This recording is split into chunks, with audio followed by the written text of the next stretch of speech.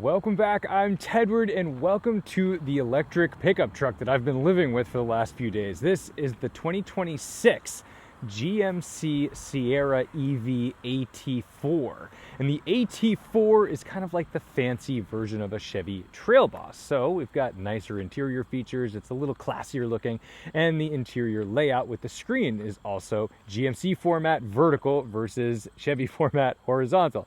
But I have to say, I've done a lot of driving, a lot of miles in the RST version of the Silverado and the Denali version of the Sierra EV.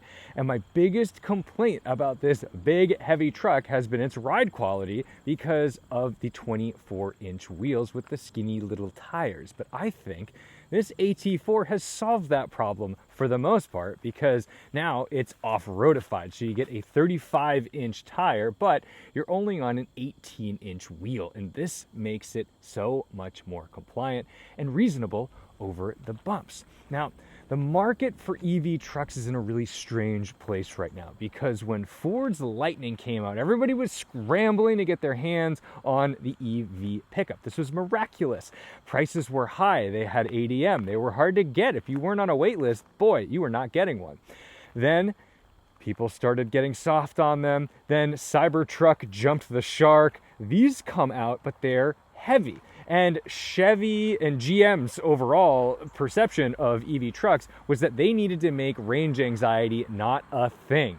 So that's why this, as a max range Sierra, has a range of 478 miles. That's outrageous, but it does it with a 205 kilowatt hour battery. So it's not magic. They didn't simply make some mystical creature that could slip through the airstream undetected. No, they just put a ton of batteries in it. And that's why this gets a little tricky because it weighs over 8,800 pounds. So it's going to impact its handling. It's going to impact its off-roadability too, because you're only going to be able to go into so much mud before digging yourself into a gravity-filled hole.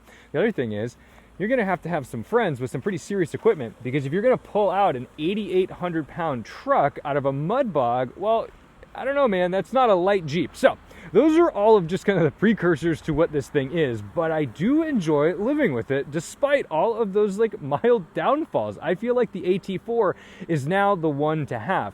However, price is a factor. This is over $90,000, so you've got to really commit to the bit. And if you're living in somewhere where there's a lot of charging stations, I just don't think that this type of range is necessary. Or if you're just charging at home, why would you need 478 miles of range unless you just hate plugging in the truck? But if you're out in Montana, Wyoming, some big state where you are traversing massive distances, or you're towing something relatively low distances, maybe you do need that capability. So anyway, let's get into this truck. First of all, it's fast. It has 725 horsepower, 775 pound-feet of torque, 0 to 60 in under 4.5 seconds, but it's luxurious inside. The speed doesn't matter. In fact, I almost never floor it. Do it once, play your game with it, and that'll be enough. But inside, this is set to my driving position. I'm 5'9". It's not like I'm very, very short, but if you were 6'5", you could still be back here and have limo-like seating.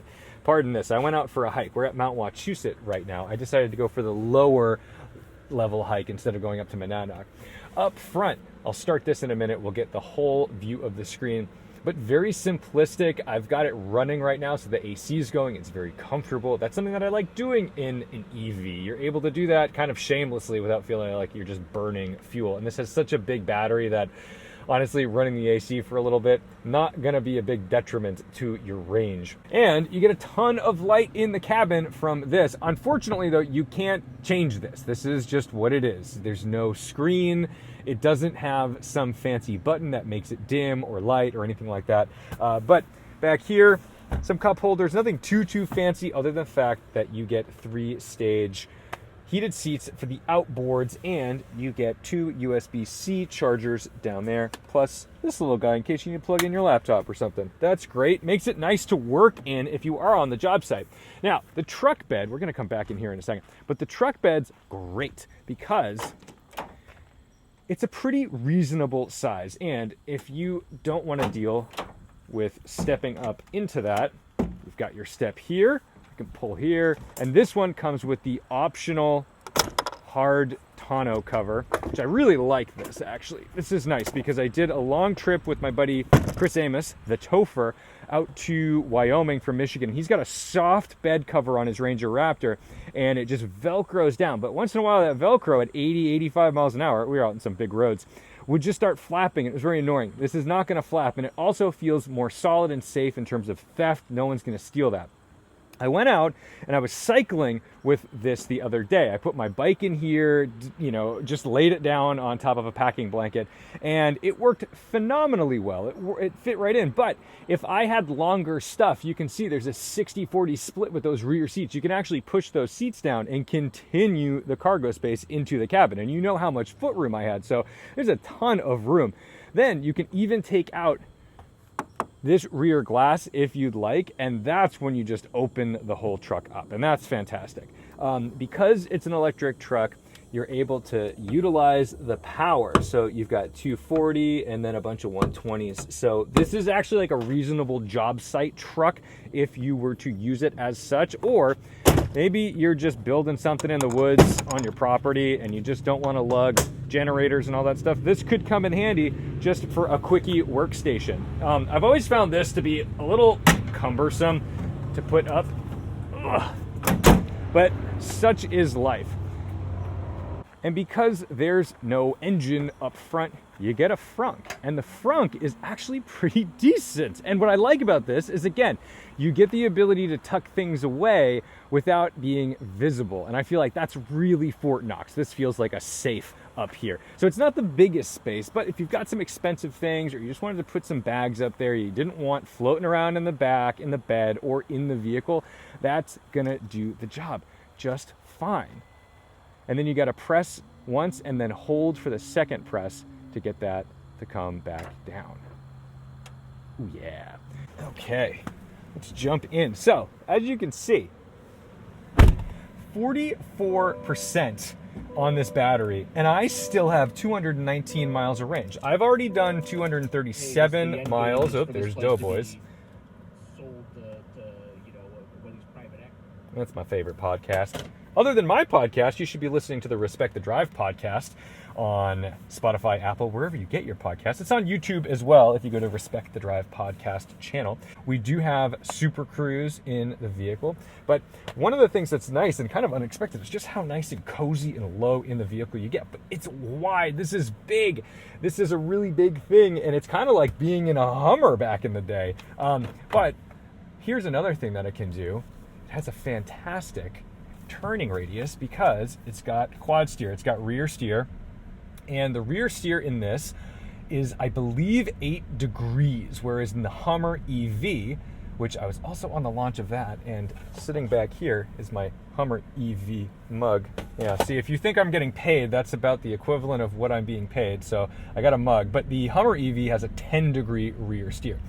This, being a GMC, gets the ability to crab walk. So it can crab walk, and you don't go through drive modes. You go here, and then you hit crab walk, enter crab walk mode.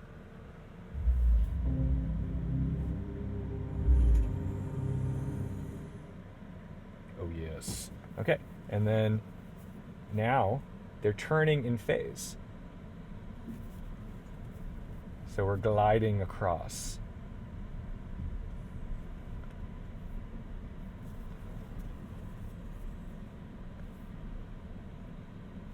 It is kind of a funny trick.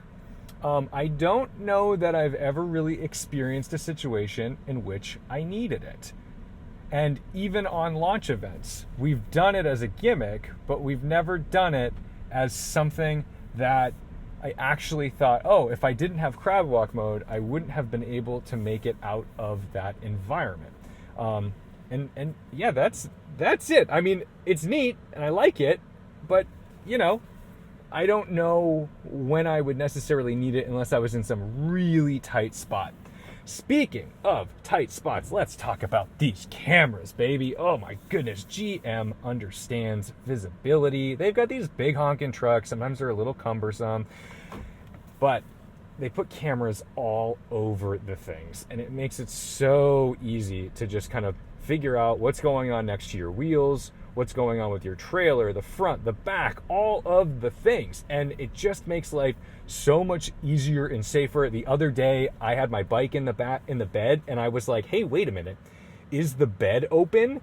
And then I did this, and I was like, no, the bed is not open. I didn't have the tailgate down, and I could do that while driving on the highway. How cool is that? Well, this is one of the most uncomfortable exits I've ever gone out of, because I want to go left, and it's like a stop sign here. So do I have to like come out and then stop and then go again? I'm not totally sure how this works, and nobody's going to use a blinker out here, I'm sure. I'm going to be a good little doobie, and I'm going to chill here for a hot second. This looks good. Okay.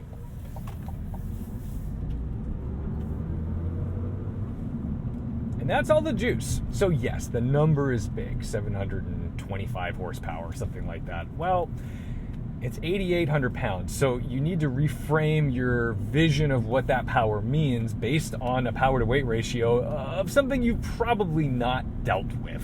Because if you had 725 horsepower in a passenger car that weighed 3,000 or 4,000 pounds, it's a heck of a lot different than having it in this.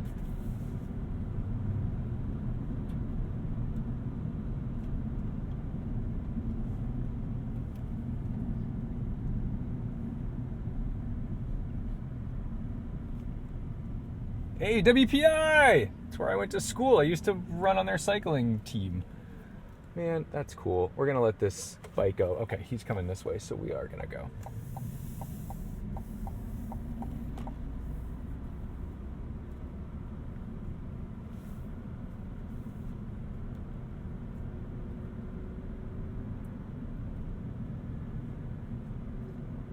These big meaty tires have really softened the ride. I know it's a little unfair for me to say that right here because we're on fresh new pavement. However, the Denali and the RST versions of this truck with the 24-inch wheels and the skinny tires, it's just too much. It's really too much. It really highlights the weight. It highlights how tightly sprung this has to be to make sure it doesn't like fall off of itself because of the weight.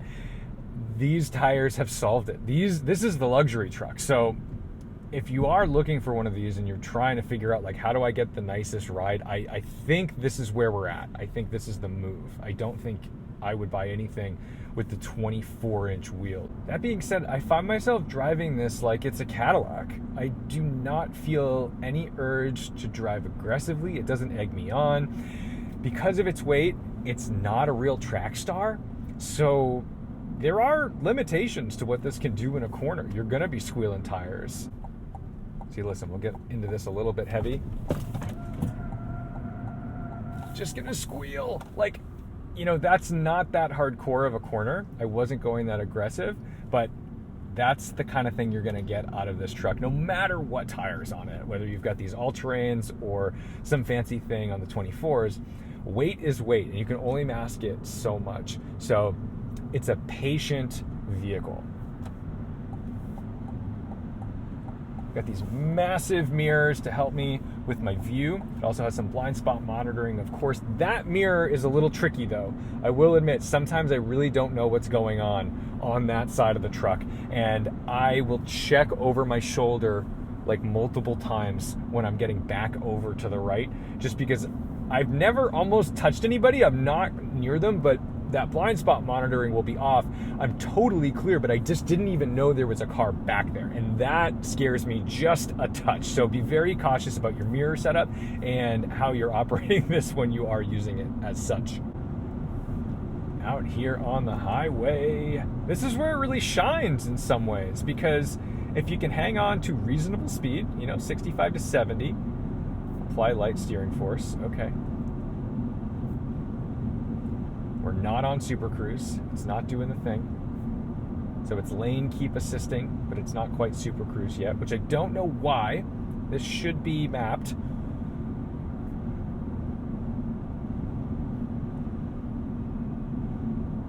All right, we'll just take over. Oh, there, right as I was letting it take over, that's when it was gonna do Super Cruise. There it is. Okay, now it's hands-free. I don't have to touch it. It's doing its own thing. it's slowing down with great regenerative braking. And when it regens, my goodness, it's crazy, because this will charge at 350 kilowatts. That's a decently fast charge. For example, like a Chevy Bolt would only charge at 55 kilowatts, so that's not very fast. But if I'm going, let's just say I take over everything right now, and I want to just go for a full boot regen, and I hit this, look at that, 247 kilowatts on the regen just from hitting this paddle over here, which is variable. The higher trim trucks, or the higher trim vehicles, the more exclusive things, get a variable paddle on a spring, and that allows you to add some braking force with your left hand. This one, unfortunately, it's so far in, like it's in a slightly unnatural spot. I wish it was like maybe an inch closer. It would be much more easy to hit. But on lower end vehicles, you'll notice like an Equinox EV, I believe, they only click. It's just binary. It's on or off. It still ramps up with the algorithm that it's set up for, but this allows me to really dial in how much regen force I want. I've got plenty of passing power to pass another GMC Sierra, and we'll bring it back down.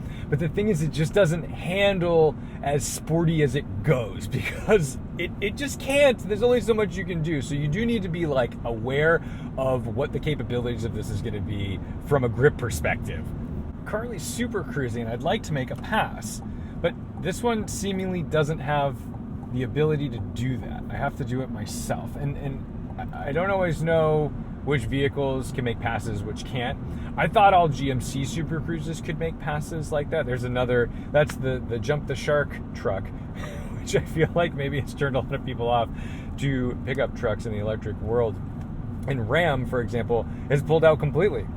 So they obviously did not have a great start to their electrification when the Challenger came out. People really, really, really were not friendly about that. Look, I want to get back over. So yeah, I guess the Hummer can do this, but the AT4 cannot. Maybe you need the Denali to do that. I don't know. Just look into all the Super Cruise things, because sometimes I don't quite understand why some have capabilities, others don't. But because Ram has now pulled EVs from their lineup, they're not going to create the Ram EV. So if there's one less competitor out there, then that means that Ford and GM have a little bit more leverage in gaining customers into their space. Don't know why you want me to take control. Yeah, this has been like a little frustrating with Super Cruise on this particular go. It seems to not want to do the thing as much as usual. So I don't know. That was a little tight, you little Acura. But look, I'm completely unfazed. I kind of feel like I'm driving the Freightliner when I'm in this. I'm like, all right, man, you make whatever nutty choices you need to make. I'm just going to sit back here and watch the show unfold. Maybe he just wanted to be with that other Acura MDX. Sometimes I get that. But he doesn't seem to be holding much of a tight line, and I have a feeling he's going to hit the brakes when he needs to merge onto this highway. But we've got loads of torque immediately, so I'm very unconcerned.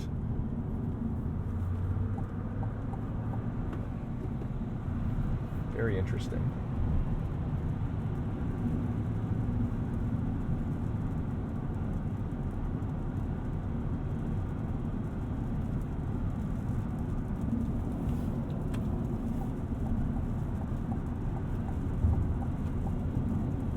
Gonna go for the flyby, I'm sure. But anyway, now that we're out here, it's worth mentioning how relaxing this truck is to drive. And it's quiet. It's so quiet out here. There's great insulation. There's a phenomenal sound system. And I find this to be a really nice insulated cabin. Even on 35-inch all-terrain tires, I'm just cruising along here like it's nothing. And it's just fantastically enjoyably luxurious.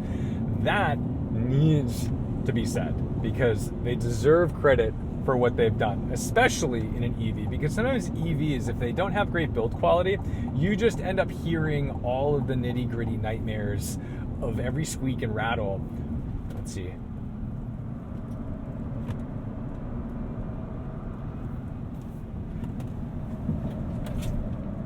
trying to tuck it in, but man, it takes some effort. It takes some energy. So anyway, that's the extent of the performance driving aspect of this thing. But you know, the build quality does feel like it's there because I am not experiencing all the squeaks and rattles and NVH that would have normally been covered up by an internal combustion engine. Because that does happen sometimes. You quiet down a car and suddenly it highlights all the things you didn't realize were going on around it. And I'm not experiencing that. But this is where this lives the happiest and most efficient, is just on these kind of B roads in this 40 mile an hour to 60 mile an hour territory, cruising around, being efficient-ish for itself. This is very inefficient as far as EVs go, so don't worry if you still love like rolling coal and stuff. This is the EV equivalent of kind of rolling coal.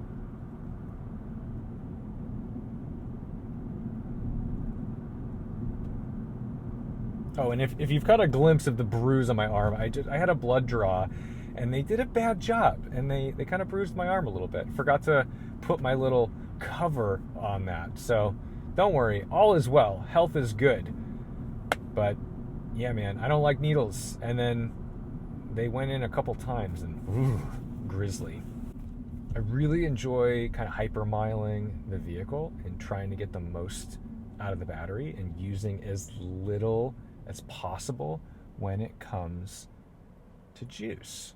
I think the steering wheel needs to be like a hint smaller. It makes me feel little. It makes me feel like, oh, was I supposed to go somewhere else? We found a faster route via I-495 North, which saves 8 minutes. No thanks, because I want to take the route that I've chosen. This is another thing, is I love this Google interface. The only problem is it doesn't allow me to use Apple CarPlay. And Apple CarPlay is just easy. I know, I'm fully aware. This is a better map than I'm looking at on Waze. It has functionalities that otherwise, and also we're just going through some yucky terrain that would not be fun in a sports car or even my Civic Type R. It just doesn't matter. It's fantastic.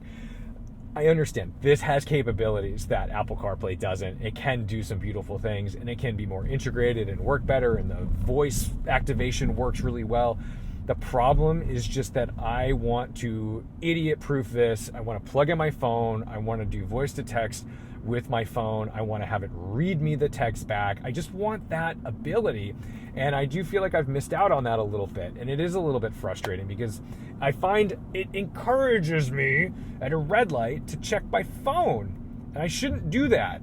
I don't want to have to do that, but I'm like, ooh, did I get a message? And I prefer Apple CarPlay for that. I'm sorry. Steering wheel, I wish it was just smaller. It feels like it's designed for a really big dude with really big hands, and that's fine. Maybe you're out there. Maybe this is like the steering wheel for you. But I just feel like I need a little bit more. Is this guy gonna go, or is he just gonna stand there? I don't know. I think we're in the clear. I think we're good. He's waving us on. We're being good people. Nobody here. Great. Okay. Maybe we'll come back and get an ice cream later. I could use an ice cream. I just want this to be a little bit smaller, and it just, yeah, I don't know. Simple. Let's shift focus a little bit to the livability situation, because I'm really curious how long it will take me to charge this behemoth. I don't know if this is even going to fit in my garage, so I think I'm just going to leave it here right now. But in my garage, we have a level 2 charger because I've got a couple RAV4 primes in the family, but that just being a plug-in hybrid just has like an 18 or 19 kilowatt hour battery. I forget the exact number, but it's somewhere in that realm. This has a 205 kilowatt hour battery, okay? So it's massive. And what I'm curious is, if I were to be driving this thing long distances and then leaving it in my garage, if I could fit it, I think it'll just fit, but we don't need to right now. What kind of charge times are we looking at when we need to get the juice back? Because while it's all well and good that your car can charge at 350 kilowatts on a DC fast charger. That's just not the norm. That's not what you're going to be doing very regularly. That is road trip stuff. And it's also kind of expensive. It's not inexpensive to use fast DC fast chargers because, well, you're getting the added convenience of that speed. And that's great, but most of people's EV charging occurs in the home or in their parking garages. So let's see what this is. Right now, charging to 100%. We'll let this sit, but it's gaining 17 miles per hour, 18 miles per hour. We're going to see how this turns out in a couple minutes when it settles out. But we started here. Oops. Okay. I guess we're starting. This is the thing that kind of frustrates me about these vehicles is they don't have start-stop buttons anymore. So you have to go through here, and then I'm already going to forget how to do this. This is what's frustrating. Is like, I know how to do this. I've definitely done this before, and yet,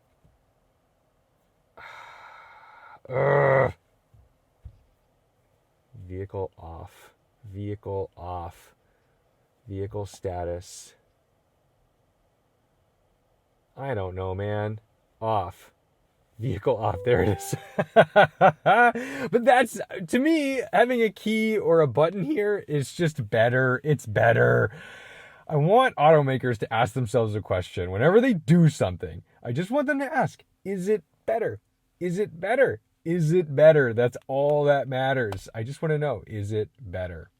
So right now, 4:40 on my giant Garmin watch that you guys love to comment about. I love my running watch. I know it's not the most pretty thing, but I don't care. It's not about vanity for me. It's about keeping track of the fitness. But it's 4:41. It estimates that tomorrow at 9:45 a.m.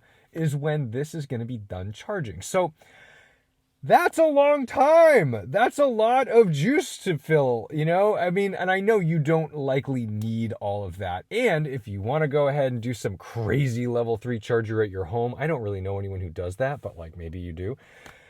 I guess you could do that. I guess you could rely on fast charging networks, but to me, it just doesn't seem that you would likely be ever really charging this to full capacity regularly at home. You would probably just get whatever juice you need for the day and you're good to go. While it's charging, it does do some pretty animations that you can turn on or off. So right now you can see this is, well, it's stopping because it must be set to stop. But I have seen these sitting in Detroit suburb neighborhoods where the taillights of their Lyriq or their Sierra EV are just going constantly nonstop for the sake of the sanity of your neighbors who probably have windows facing your vehicle.